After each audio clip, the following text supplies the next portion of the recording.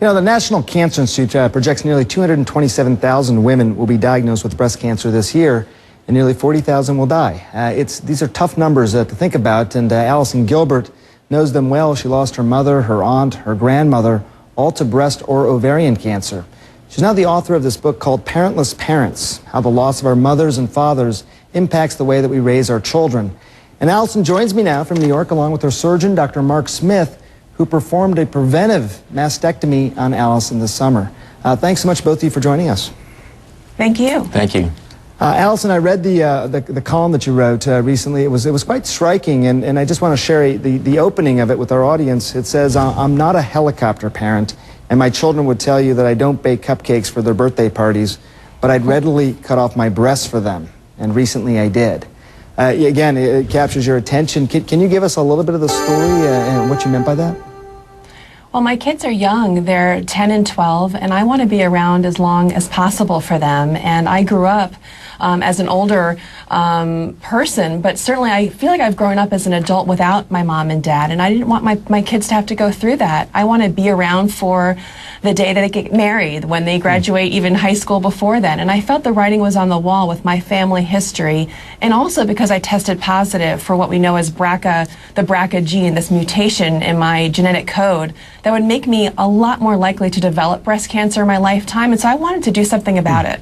Yeah, I think about that, what you just mentioned all the time. I have 3 young children myself. It's a very powerful motivator to take care of yourself. And let me mention, Allison, you already know this, but a mutation in that BRCA or breast cancer gene means a woman's chance of developing breast cancer is much higher. And people may not know this, but the same mutations can also lead to ovarian cancer, which is the same sort of disease in different parts of your body. In fact, quickly take a look at the numbers. Patients with BRCA1 or BRCA2 mutations have a 50 to 85% lifetime risk of developing breast cancer and up to a 60% lifetime risk of ovarian cancer, compared, as you can see there, with 13 and 1.7% in the general population.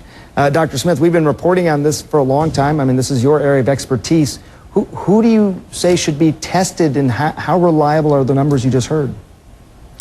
Well, Sanjay, I'm actually a reconstructive surgeon that takes care of a lot of breast cancer patients. So I work with a breast surgeon who often will counsel the patients on whether they are at high risk. But basically, patients have a very strong family history, or certainly if another member of their family tests positive for the gene, they would be considered for genetic testing. In addition, having cancer at a young age or a history of ovarian cancer in the family, those are things that are sort of red flags that someone may be at higher risk to have a genetic predisposition for breast cancer.